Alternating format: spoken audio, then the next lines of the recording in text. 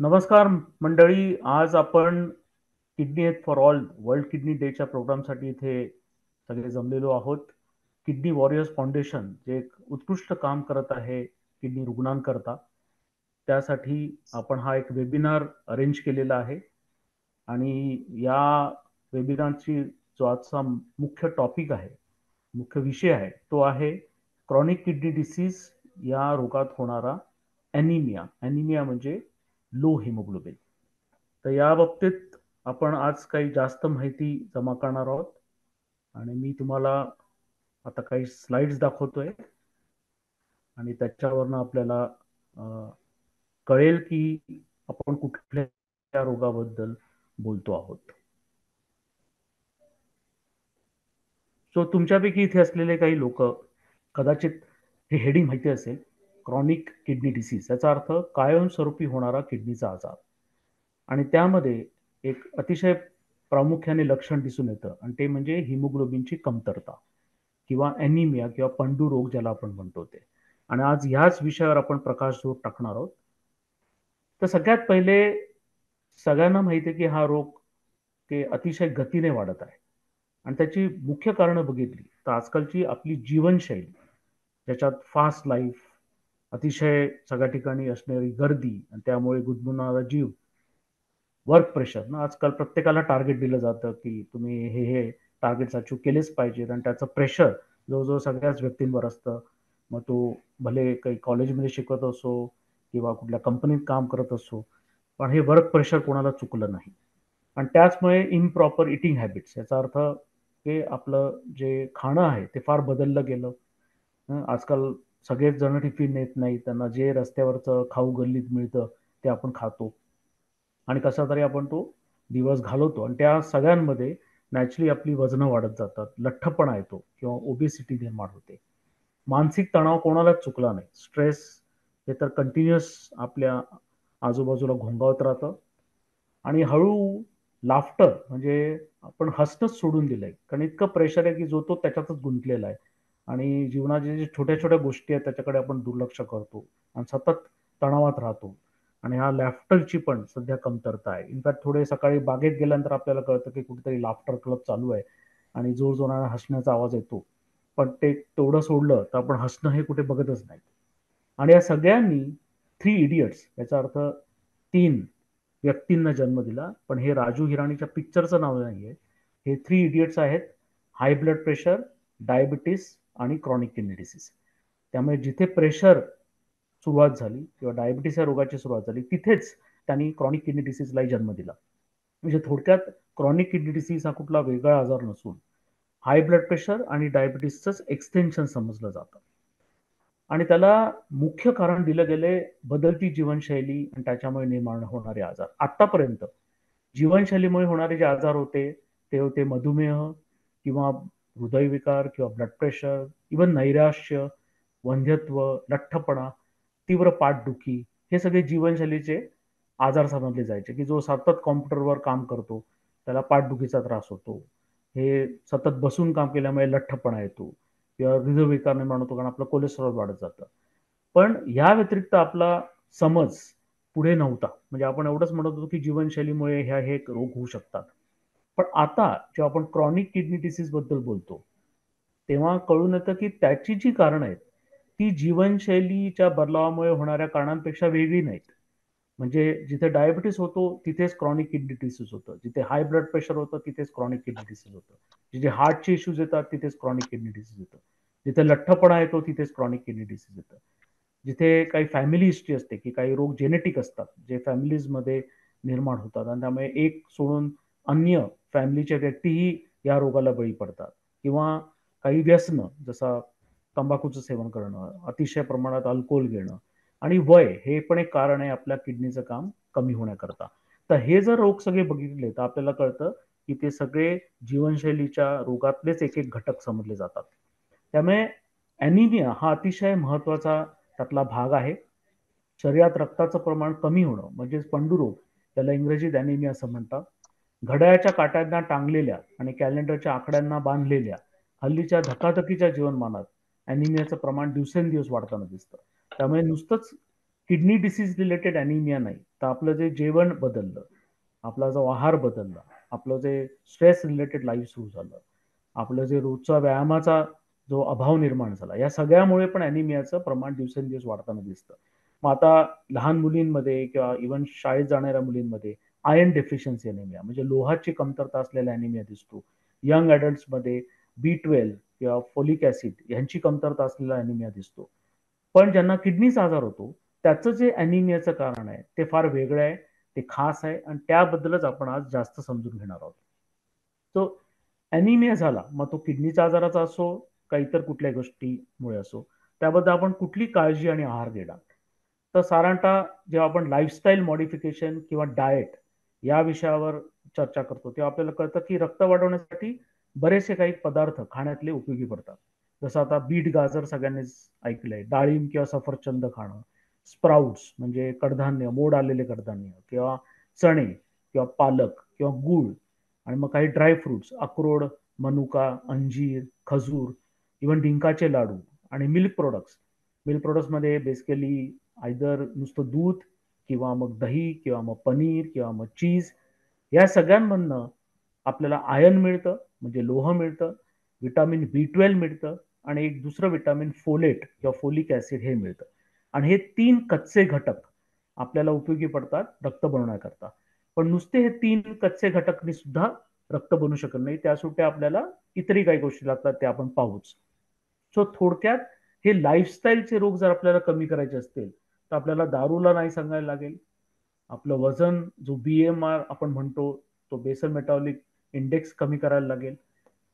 हे स्मोकिंग सोडायला लागेल, रेग्युलर एक्सरसाइज करायला लागेल, तणावमुक्त जीवन जगायला शिकलं पाहिजे. ओके, चांगली झोप, एक 8 तासाची झोप गरजेची आहे. जर आपला डायबिटीस असेल तर तो कंट्रोलमध्ये ठेवण्यात पाहिजे आणि इव्हन ब्लड प्रेशर. तर हे जर सगळ्या गोष्टी जीवनशैलीच्या निगडीत आहेत, ते जर आपण कंट्रोल करू शकलो, त्याच्यावर जर आपलं प्रभुत्व आलं, तर मग आपल्याला कुठलेच रोग होणार नाही. ना डायबिटीज होईल, ना ब्लड प्रेशर होईल, ना अॅनिमिया होईल. त्यामुळे आजकाल अनन्य साधारण महत्त्व दिलं गेलं आहे जीवनशैली ह्या प्रकाराला आणि ती जेवढी आपण नॉर्मल करू, तेवढं आपण रोग मुक्त राहू आणि हा त्याचा बेसिक कन्सेप्ट आहे. तर आता जसं मी म्हटलं, की फक्त आयर्न, B12 आणि फोलेट एवढंच रक्त निर्माण करणारा कारणीभूत नसतं. तर त्याला मिळून आपल्याला एक हार्मोन लागतो, त्याला EPO म्हणतात किंवा एरिथ्रोपॉयटिन म्हणतात. म्हणजे थोडक्यात आयर्न, B12 आणि फोलेट हा कच्चा माल झाला. एरिथ्रोपॉयटिन हा जो संप्रेरक आहे किंवा हार्मोन आहे, तो किडनी निर्माण करतं आणि जेव्हा दोघांची सांगता होते, तेव्हा एरिथ्रोपॉयसिस म्हणजे रक्ताचं निर्माण होतं. त्यामुळे नुसताच कच्चा माल पळून राहिला. आपण फार पौष्टिक खाद्य घेतले, आपल्याला माहिती आहे की याच्यात आयर्न जास्त आहे, B12 जास्त आहे, फोलेट जास्त आहे, ते आपण घेत राहिलो. पण जर त्याला एरिथ्रोपॉयटिनची जोड नसेल, तर मात्र रक्त निर्माण नाही होणार. आणि हा एरिथ्रोपॉयटिन येतो कुठून? तर हा एरिथ्रोपॉयटिन संप्रेरक किंवा हार्मोन हा किडनी मार्फत येतो. जसं सगळ्यांना माहिती आहे की स्वादू ग्रंथी इन्सुलिन बनवते किंवा आपल्या किडनीच्यावर ॲड्रिनल ग्लॅन्ड्स आहेत, ते स्टिरॉइड बनवतात. ते पण एक हार्मोन आहे. तसंच एरिथ्रोपॉयटिन हा एक हार्मोन आहे किंवा संप्रेरक आहे, जो किडनी बनवते. म्हणजे थोडक्यात काय, तर जेव्हा किडनीचा आजार बळावतो, तेव्हा हा हार्मोन बनणं बंद होतं. हा जो एरिथ्रोपॉयटिन हार्मोन बनणं बंद होतं. आणि जर एरिथ्रोपॉयटिन हार्मोन बनणं बंद झालं, तर नॅचरली जरी किती कच्चा माल आपल्या शरीरात असला, त्याचा पक्क्या मालात रूपांतर होत नाही. थोडक्यात एरिथ्रोपॉयसिस होत नाही किंवा रेड ब्लड सेलचं प्रोडक्शन होत नाही आणि म्हणून हिमोग्लोबिन बनत नाही आणि हिमोग्लोबिन बनलं नाही की आपण त्याला अॅनिमिया म्हणतो. म्हणजे जितका हा कच्चा माल महत्वाचा, तेवढीच किडनी महत्वाची आणि किडनी मार्फत निर्माण होणारा हार्मोन महत्वाचा. तर आता एखाद्या पेशंटला CKD आहे आणि त्याचं हिमोग्लोबिन नॅचरली कमी आहे, कारण तो एरिथ्रोपॉयटिन बनू शकत नाही. अशांचा हिमोग्लोबिनचा गोल काय असावा? तर नॅचरली जर माणसाला शारीरिक तंदुरुस्ती ठेवायची असेल, त्याला अशक्तपणा नको, त्याला चालता आलं पाहिजे, त्याला शिड्या चढता आलं पाहिजे आणि हे सगळी कामं तेव्हाच शक्य जेव्हा आपलं रक्ताचं प्रमाण संतुलित असेल. मात्र रक्ताचं प्रमाण हे अंदाजे 11 ग्रॅम पर डेसिलिटर असं समजलं जातं. जर ते 11 पर्यंत असेल तर असे सगळे सिम्प्टम्स त्यांना येत नाही. पण समजा हे हिमोग्लोबिन 11च्या खाली घसरत गेलं, तर मात्र नक्कीच त्यांना थकवा जाणवेल. थोडं चाललं तर त्यांना श्वासोश्वास घ्यायला त्रास होईल आणि पाय दुखतील, क्रॅम्प्स येतील. मग बऱ्याच वेळा असंही होतं की ते रक्त कमी आहे म्हणून काही लोकं जाऊन ब्लड ट्रान्सफ्युजन घेतात. म्हणजे रक्त चढवतात. मग ते डायलिसिसचे पेशंट असो ते रक्त चढवतात, किंवा डायलिसिसच्या आधीचे पेशंट असो ज्यांचं क्रिएटिनिन थोडं वाढत चाललेलं आहे, 5, 6, 7 झालंय, त्यांनाही फार थकवाला की ते म्हणतात की नाही आम्हाला काही इंजेक्शन वगैरे काही लगेच उपयोगी पडत नाही, तर आम्ही रक्त घेतो. आता प्रॉब्लेम असा आहे की जेव्हा तुम्ही रक्त घेता, नक्कीच हिमोग्लोबिन वाढतं. एका पिशवीत साधारणतः 350 ml ब्लड असतं, आणि जेव्हा तुम्ही एक पिशवी ब्लड घेता तेव्हा तुमचं हिमोग्लोबिन साधारणतः 1 ते 1.5 ग्रॅमनी वाढतं. पण त्या रक्ताबरोबर इतर पेशीही आपल्या शरीरात जातात, ज्या तुमची इम्युनिटी ऍक्टिव्ह करतात. आणि त्यामुळे असे लोक जेव्हा फ्युचरमध्ये किंवा भविष्यामध्ये जेव्हा किडनी ट्रान्सप्लांटसाठी जातात, तेव्हा ह्या ज्या पेशींनी तुमची इम्युनिटी वाढवलेली आहे, ती मग एक अडथळा निर्माण करते.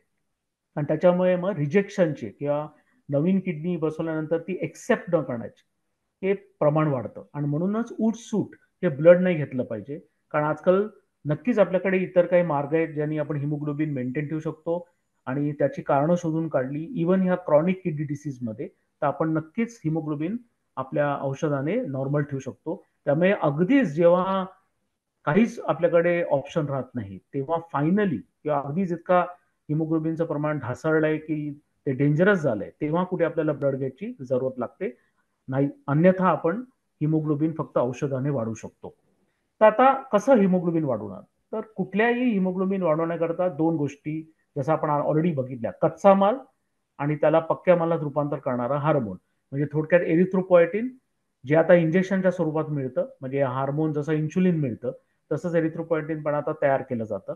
आणि कच्चा मालामध्ये सगळ्यात जास्त महत्व आयन ला दिलंय, लोहाला.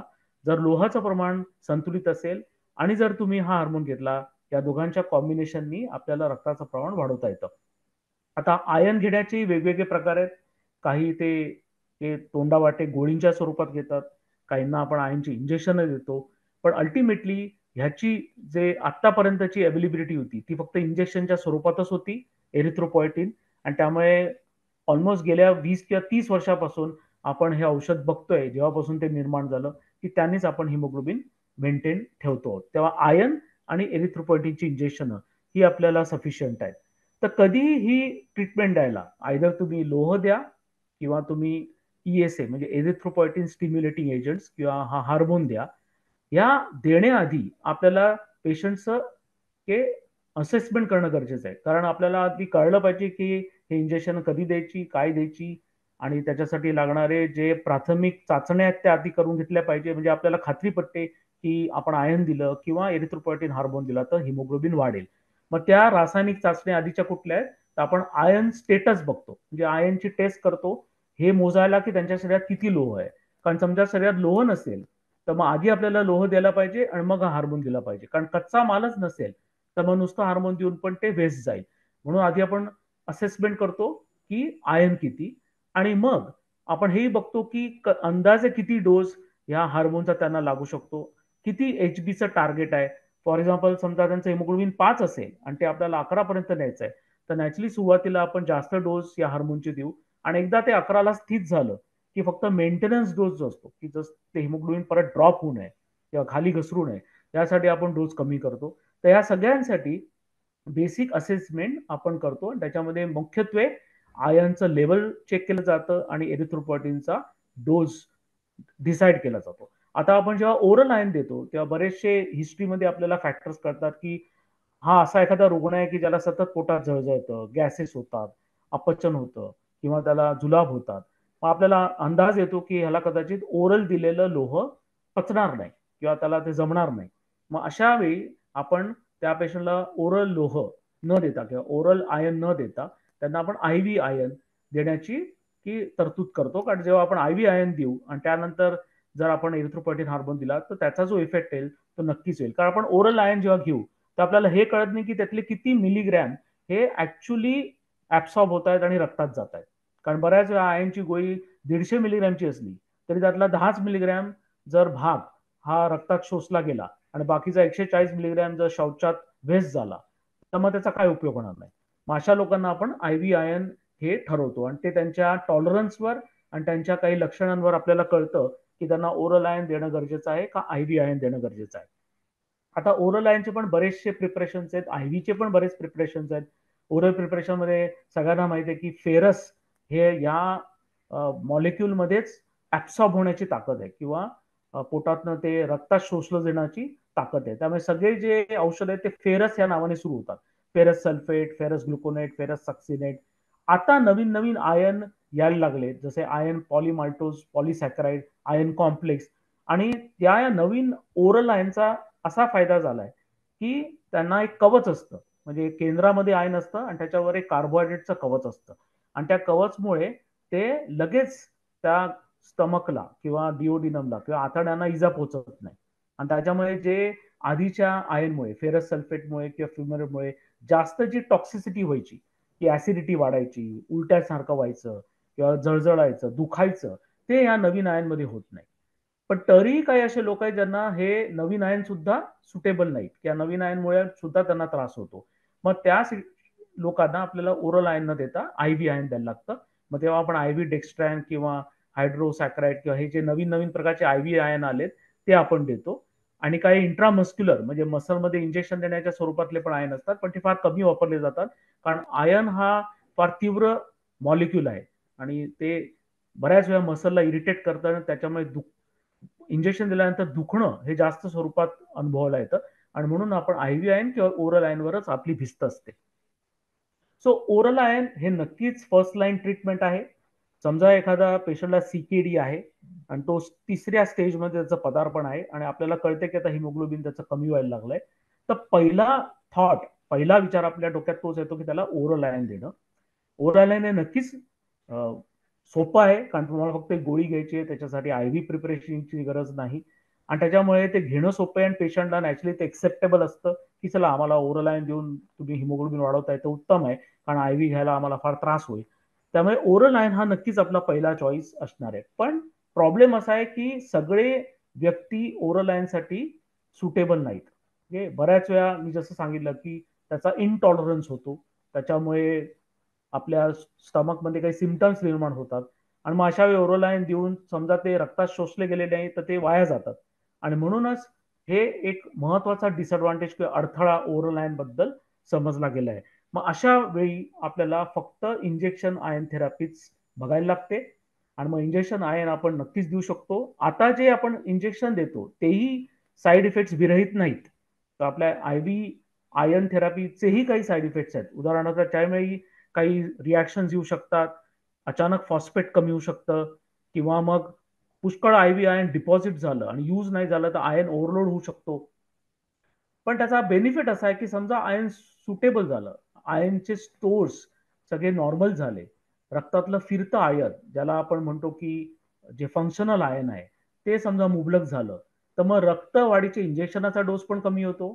त्याची जी किंमत आपण मोजतो त्या इंजेक्शनची ही कमी होते. त्यांना ब्लड चढवावं लागत नाही. आणि ओव्हरऑल कारण आयन मध्ये पण एक एनर्जी आहे, त्यांनी रक्तवाढीचं प्रमाण वाढल्यामुळे तुमची फिजिकल कॅपॅसिटी चांगली होते.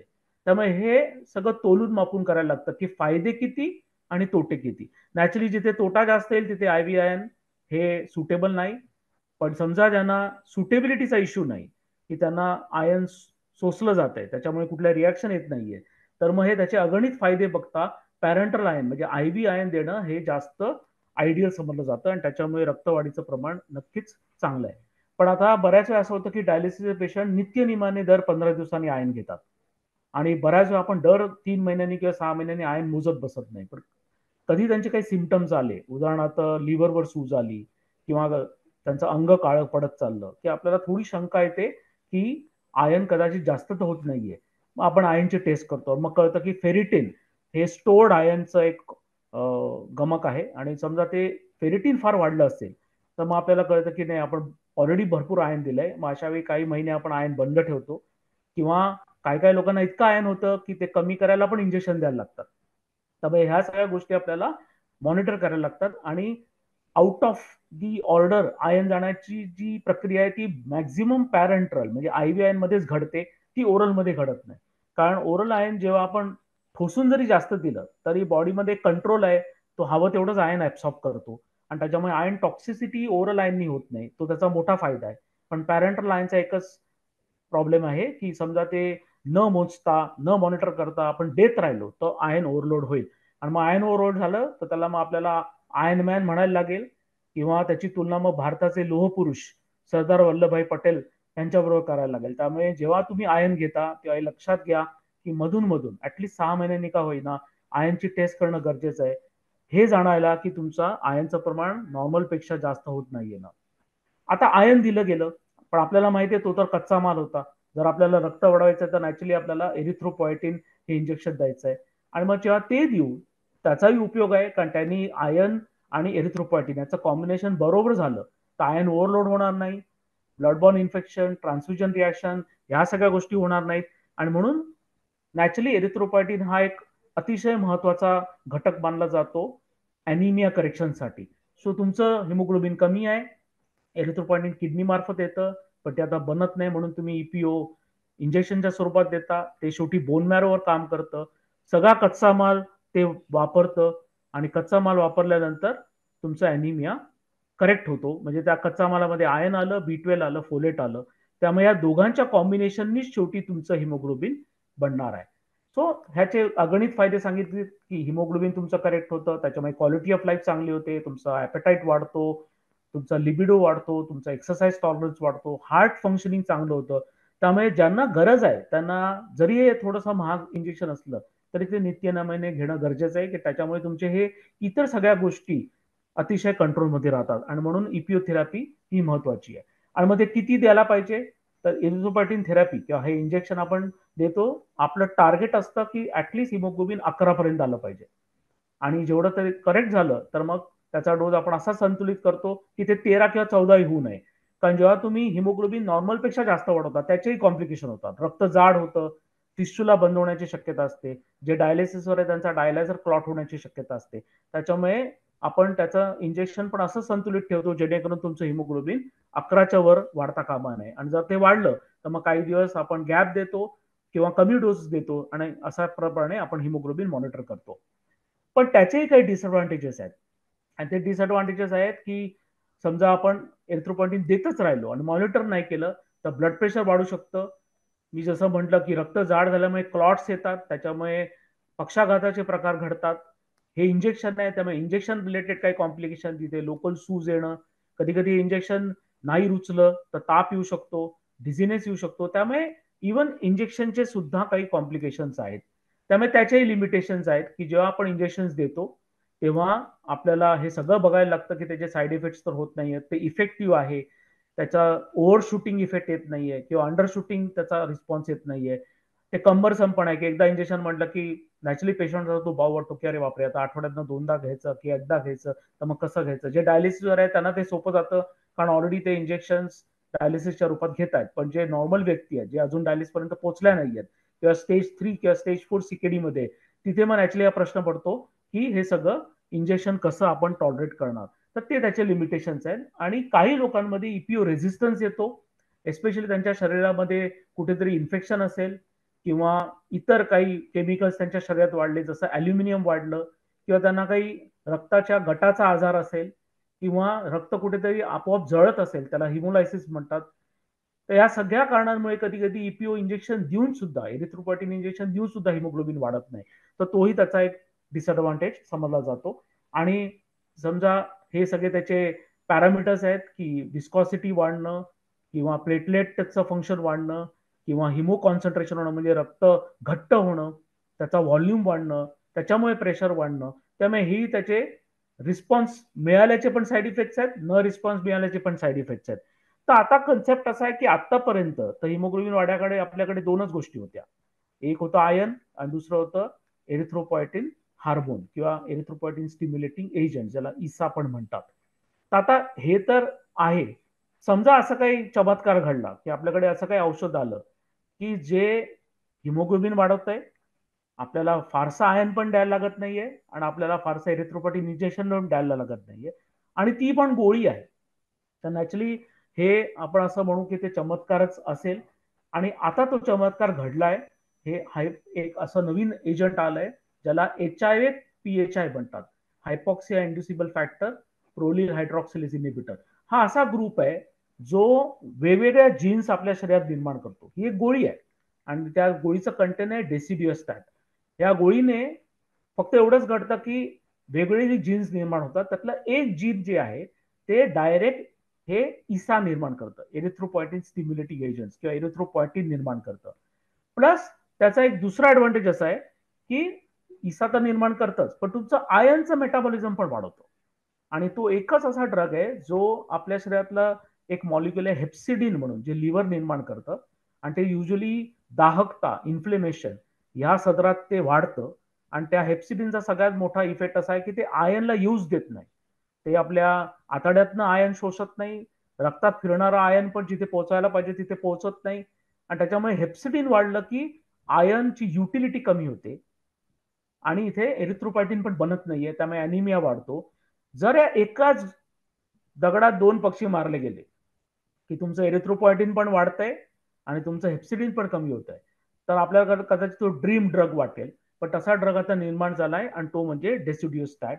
कारण एका ठिकाणी ते रिनल डिस्फंक्शनमुळे जे एरिथ्रोपॉयटिन कमी झालंय ते निर्माण करतं आणि हेप्सिडिन कमी करून तुमचं आयन जे आहे ते लवकर ऍब्सॉर्ब करतं. आयन उपलब्ध झालं, एरिथ्रोपॉयटिन निर्माण झालं की आपलं रक्त वाढायला लागतं.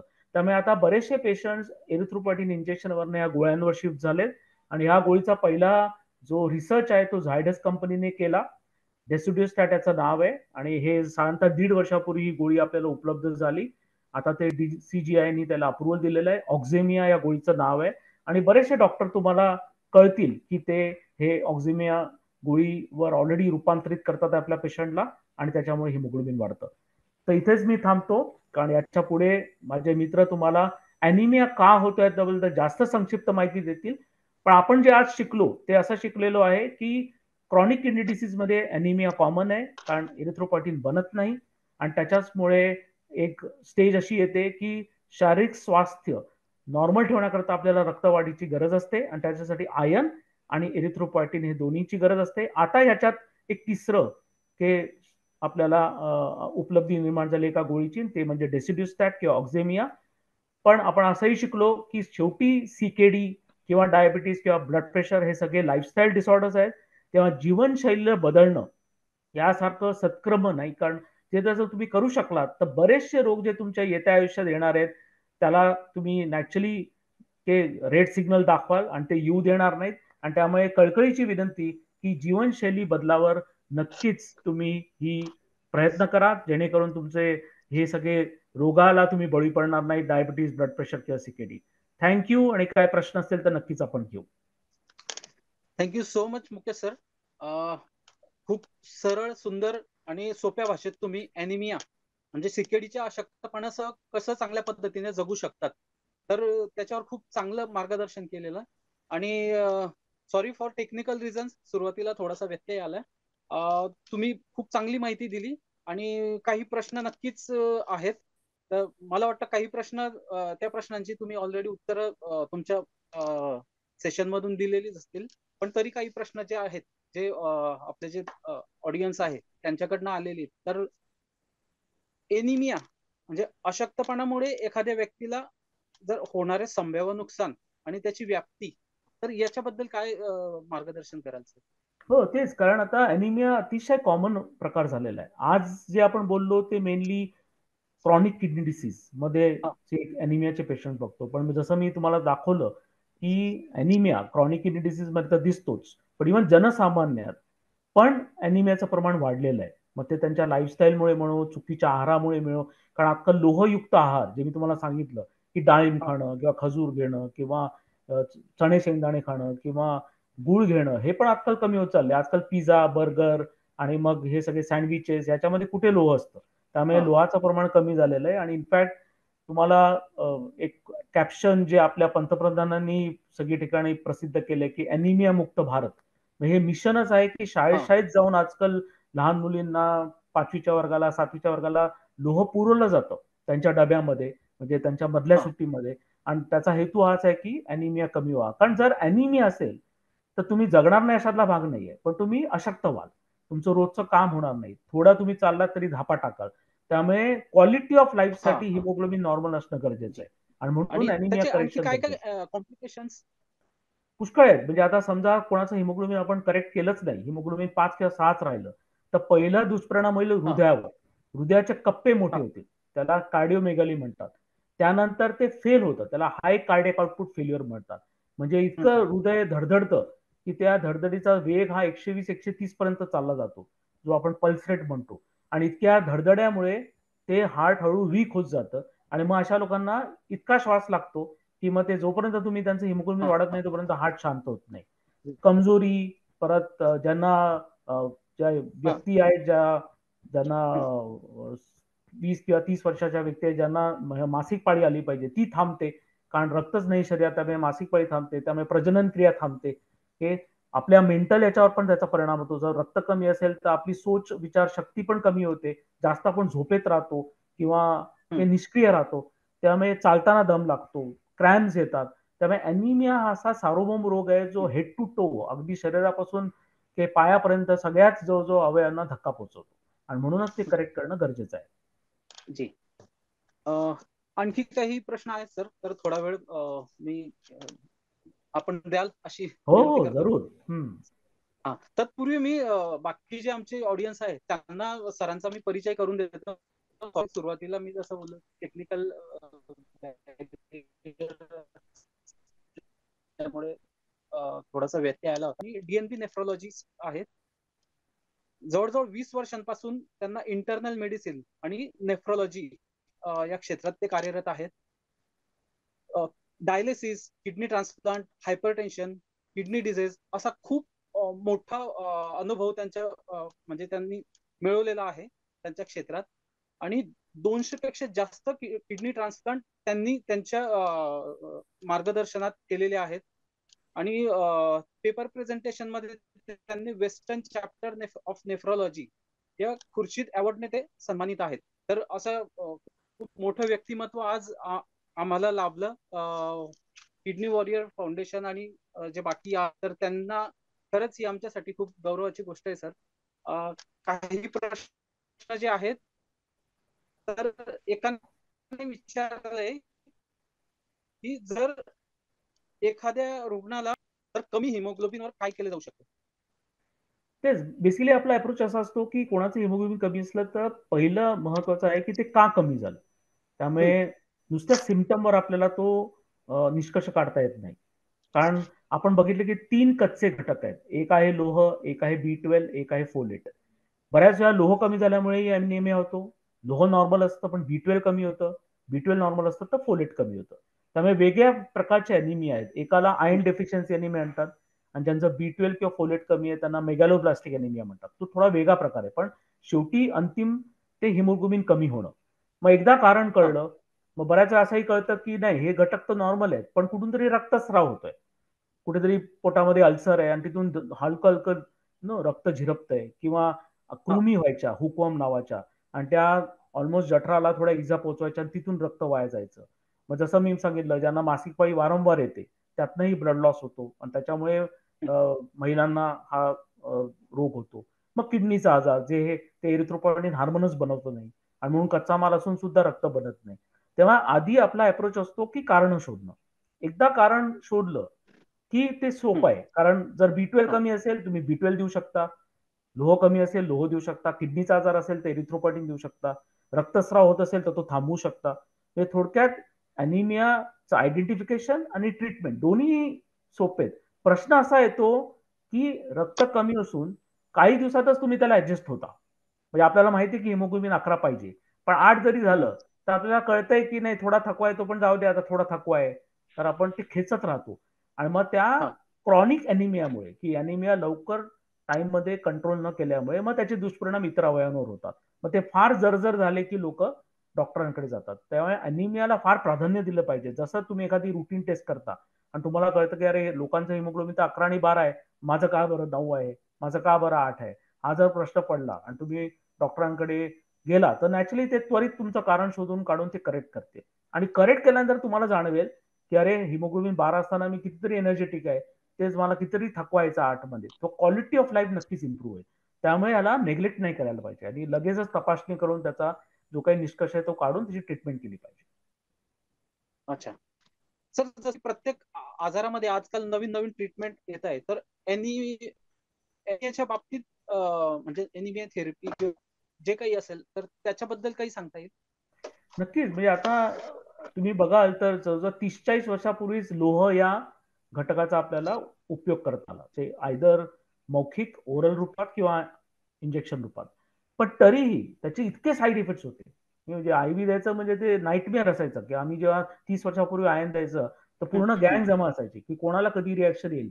तेव्हा जे इंजेक्शन त्याला आयन डेक्स्ट्रॅन म्हणत, आणि त्या आयन डेक्स्ट्रॅनमुळे भरपूर रिॲक्शन व्हायला लागले, एवढ्या की बऱ्याच वेळा आम्हाला एकदम इमर्जन्सीमध्ये त्यांना ट्रान्सफर करायला लागायचं. हं. ओरल आयन मध्ये पण बरेचसे प्रॉब्लेम यायचे. हां. लोक म्हणायचे तुम्ही देताही लोहाची गोळी, पण मला जमतच नाहीये, मला पोटात ढवळल्यासारखं होतं किंवा भूक लागत नाही, उलटीसारखं होतं.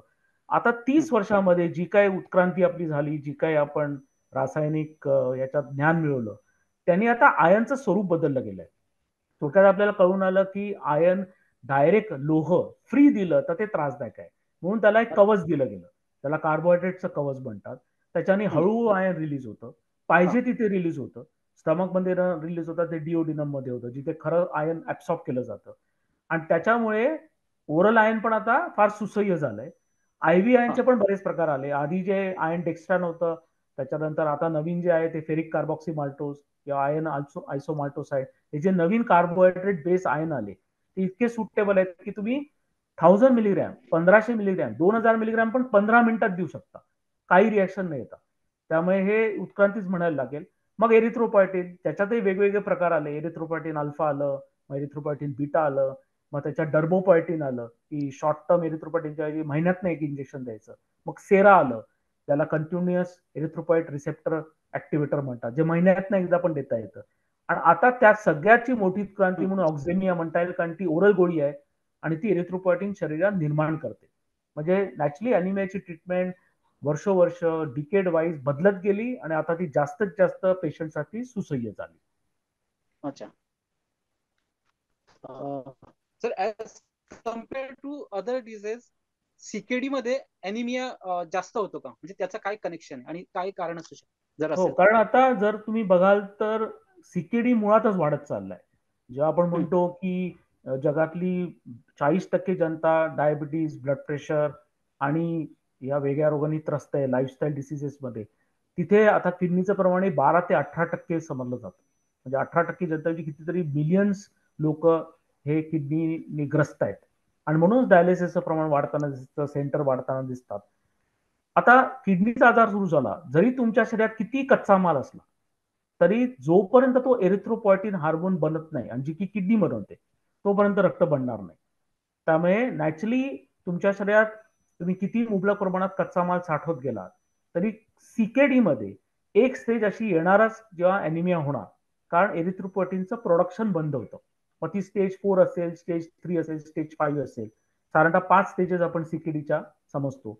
आणि मग स्टेज 4 मध्ये नॅचरली अॅनिमिया तीव्र होत जातो, स्टेज 5 मध्ये अधिक तीव्र होतो, स्टेज 1-2 मध्ये तो हलका असतो. पण मग त्यावेळेला एरिथ्रोपॉयटिन दिल्याशिवाय तुमचं हिमोग्लोबिन वाढणार नाही, आणि त्यामुळे सीकेडी मध्ये अॅनिमियाचं प्रमाण जास्त आहे.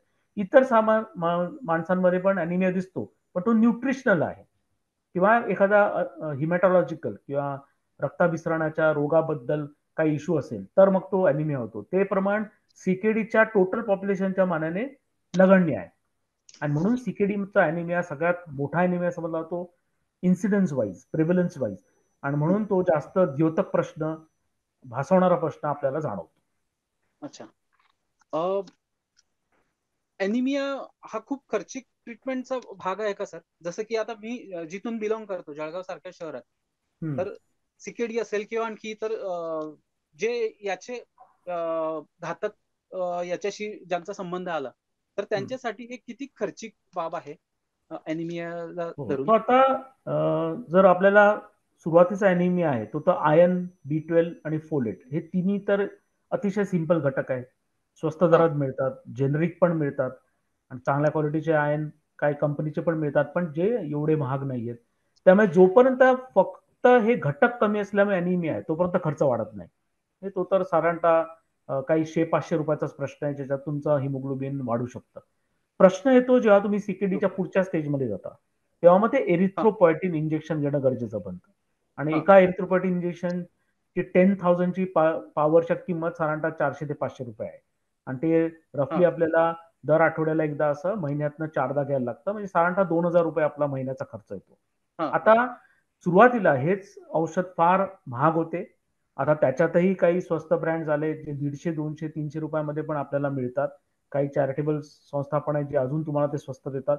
त्यामुळे आता एरिथ्रोपॉयटिन घेणं पण इतकं डिफिकल्ट नाहीये. म्हणजे आता एरिथ्रोपॉयटिन पण एकदम खर्चिक किंवा मोठा बाऊ हम्म, असातला भाग राहिलेला नाहीये. त्याच्यामुळे आजकाल ते फार सुसह्य झालंय. दुसरं हम्म, असं की नेहमी आपण न किमती बघतो आणि बाऊ करतो की हे एवढं महाग आहे. ते इंजेक्शन घेतल्यामुळे जे तुमचं हिमोग्लोबिन वाढणार आहे आणि त्याच्यामुळे जे तुमच्या शरीरात सकारात्मक बदल होणार आहे, त्यांच्यामुळे जी तुमची कामाची व्याप्ती 10 पटीने वाढणार आहे, त्याच्याकडे जास्त लक्ष दिलं पाहिजे. म्हणजे न खर्च करता हिमोग्लोबिन 8 ठेवून आपण जर डल राहिलो, आपण काहीच काम करू शकलो नाही, तर आपली जी आर्थिक चणचण वाढणार. पण हेच जर आपण नियमित इंजेक्शन घेऊन रक्त 12 ठेवलं आणि एकदम एनर्जेटिक झालो, तर आपण ऍक्च्युली जास्त काम करू शकतो. त्यामुळे त्याची जी व्याप्ती आहे ती फार मोठी आहे. त्याच्यामुळे जे होणारे दुष्परिणाम आहे ते फार कमी आहेत. होणारी हेल्थ मधली रिकव्हरी अतिशय इम्पॉर्टंट आहे आणि त्याच्याकडे जास्त लक्ष दिलं पाहिजे. पण खर्च साधारणतः 2-2.5 हजार महिन्याचा आपण पकडू, त्याच्यात आपल्याला अॅनिमियाचं करेक्शन करता येतं. त्यामुळे तो आता फार मोठा भाग राहिलेला नाही. अच्छा, ओके सर. एक शेवटचा प्रश्न, की ईपीओ आणि आयरन इंजेक्शनचा जास्तीत जास्त डोस किती सुरक्षित आहे, आणि एनिमियावर उपचार करताना ईपीओ किंवा आयरनचे अतिप्रमाणात सेवन केल्याने काय काय नुकसान शरीरावर होऊ शकतं? ओके. सो आयर्न साधारणतः माणसाला वर्षाचं आपण जर म्हणाल, तर साधारणतः 1500 मिलीग्रॅम ते 2000 मिलीग्रॅम लागतं. हम्म, मग ते तुम्ही ते इन्स्टॉलमेंटमध्ये घ्या, ते एकत्र घ्या. म्हणजे आधी तर नॅचरली आपण म्हणायचो, की वर्षभर तुम्ही ही गोळी खा. पण आता तो कन्सेप्ट बदललाय. आपण हम्म, पूर्ण वर्षाचा आयर्न एकाच इंजेक्शनमध्ये देऊ शकतो. म्हणजे 15 मिनिटात तुम्ही पूर्ण वर्षाचा आयर्न घ्या. हे रिचार्ज केल्यासारखं आणि वर्षाने रिचार्जला या. ओके. अच्छा. त्याच्यामुळे त्याचा एक फायदा असा आहे, की ते दरवेळेस जाणं, इंजेक्शन घेणं आयर्नचं किंवा गोळ्या घेणं हे टाळता येतं. हा. आता एरिथ्रोपॉयटिनचं इंजेक्शन हे तुमच्या वेट प्रमाणे दिलं जातं. पण साधारणतः एक आठवड्याचा जो डोज आहे तो साधारणतः 10,000 युनिट्स असा येतो. हम्म, त्यामुळे जर तुम्ही एरिथ्रोपॉयटिनवर डिपेंडंट असाल, तर तुम्हाला ॲटलीस्ट आठवड्याला 1 म्हणजे महिन्याचे 4 इंजेक्शन लागतील. पण जोपर्यंत तुमचा किडनीचा सुधार होत नाही, तोपर्यंत इंजेक्शन मग आपल्याला देतच राहावे लागतात. मग ते लेट स्टेजेस ऑफ सीकेडी असो किंवा डायलिसिस असो. पण मग एकदा ट्रान्सप्लांट केलं, की मग या इंजेक्शनची गरज लागत नाही. कारण एकदा किडनी ट्रान्सप्लांट केलं, की नवीन किडनी हे एरिथ्रोपॉयटिन इंजेक्शन बनवू शकते हा. आणि त्यामुळे ते बाहेरून देण्याची गरज लागत नाही. तर त्याप्रमाणे आपल्याला ते दोन्ही ट्रीटमेंट हे सतत द्यायला लागतात. पण जसं मी म्हटलं, आयर्न ते एकदाच देता येतं पूर्ण वार्षिक आणि इंजेक्शन मात्र आपल्याला दर आठवड्याला एकदा द्यायला लागतात. आता त्याचाही प्रकार आहे. जे डर्बोपॉयटिन म्हणतो ते कदाचित 15 दिवसांनी एकदा द्यायला लागेल. सेरा जे म्हणतो ते महिन्यातनं एकदा द्यायला लागेल. हे फार वेगळे नाहीयेत. हम्म, ते आपल्या बोन मॅरोला स्टिम्युलेट करणारेच औषध आहेत, पण वेगवेगळ्या रूपात दिले जातात. काही लॉंग ऍक्टिंग आहेत, काही सेमी लॉंग ऍक्टिंग आहेत, काही शॉर्ट ऍक्टिंग आहेत. पण अच्छा. अल्टिमेटली या तीनपैकी कुठलं ना कुठलं तरी इंजेक्शन आपल्याला सीकेडीच्या हायर स्टेजेसमध्ये द्यायला लागतं. हम्म, हम्म. म्हणजे डायलिसिसवर असताना एक वेगळी ट्रीटमेंट, म्हणजे एनिमियाच्या केसमध्ये आफ्टर करेक्ट. ट्रान्सप्लांट एक वेगळी ट्रीटमेंट असते. करेक्ट. आणि जर याच्याकडे दुर्लक्ष केलं तर ते पुढे चालून मग घातक होऊ शकतं शरीराला, करेक्ट. आरोग्याला. आता एक प्रश्न होता, की जर आपण जास्त डोस दिला, म्हणजे आपण हा. आयर्न जास्त दिलं, जसं मी सांगितलं, की आयर्न ओव्हरलोड झालं, हा. तर नॅचरली एक रोग होतो, त्याला हिमॅक्रोमॅटोसिस म्हणतात. त्याच्यात आपल्या सगळ्या पेशींमध्ये आयर्न डिपॉझिट होतं. एस्पेशली लिव्हरमध्ये होतं, पॅनक्रियाजमध्ये होतं आणि म्हणून मग लिव्हर फेल होण्याची शक्यता असते किंवा पॅनक्रियाजमध्ये डायबिटीस होण्याची शक्यता असते. पण हम्म, वेळीच जर आपल्याला हे कळलं, तर आपण एक्स्ट्रा आयर्न शरीरातलं चिलेट करू, हम्म, म्हणजे ते काढून टाकू शकतो. त्याला चिलेशन थेरपी म्हणतात. आणि हम्म. एरिथ्रोपॉयटिन जर जास्त दिलं गेलं, तर रक्त जाड होतं, त्याची विस्कॉसिटी वाढते, त्यामुळे रक्ताच्या गुठळ्या निर्माण होतात, ब्लड प्रेशर वाढतं, स्ट्रोक येण्याची शक्यता असते. म्हणजे थोडक्यात हे दोन्ही जरी अतिशय उपयुक्त ते औषधं असले, तरी ते मॉनिटर करणं गरजेचं आहे. त्यामुळे आपल्याला जे रुटीन टेस्ट आहे, ते डॉक्टर आपल्याला समजवतात, की तुम्ही आयर्नवर आहात, तर हे बघा, तुम्ही एरिथ्रोपॉयटिन इंजेक्शन घेताय, तर तुम्ही हे बघा. मग मात्र त्याचा काही बाऊ होत नाही. ते रेग्युलर आपल्याला मेंटेन ठेवता येतं. अच्छा. तर मित्रांनो, डॉक्टर मुकेश शेट्टी यांनी खूप सोप्या, सरळ आणि सहज समजेल अशा भाषेत खूप चांगलं एक्सप्लेनेशन अॅनिमिया ह्या आजाराबद्दल दिलेलं आहे. आणि किडनी ट्रान्सप्लांटच्या आधी म्हणजे डायलिसिसवर असताना आणि किडनी ट्रान्सप्लांट नंतर याचे कुठल्या ट्रीटमेंट आहे, कोणत्या स्टेजला ती पेशंट आहे, तर त्याच्यानुसार कुठल्या ट्रीटमेंट देता येऊ शकतं, अशी खूप सारी जी माहिती आहे त्यांनी खूप चांगल्या सोप्या सरळ पद्धतीत दिली. आणि खरंच सर तुमचं खूप आभार मानतो मी किडनी वॉरियर फाउंडेशन आणि इतर ज्या आहेत आमच्या संस्था, तर त्यांनी आपलं खूप खूप भारी आहे. आणि पुनश्च या स्टेजवर आपण पुन्हा कधीतरी एका वेगळ्या विषयाला घेऊन नक्कीच तेव्हा आपण असंच मार्गदर्शन कराल. आणि डॉक्टर निकाळजी आज काही इमर्जन्सी कारणामुळे येऊ शकले नाहीत, तर नेक्स्ट टाइम आणखी चांगल्या पद्धतीने पुढच्या एखाद्या नव्या टॉपिकवर आपण नक्कीच आणखी एक चांगलं सेशन इतर रुग्णांसाठी घेऊया. Thank you so much sir. Thank you.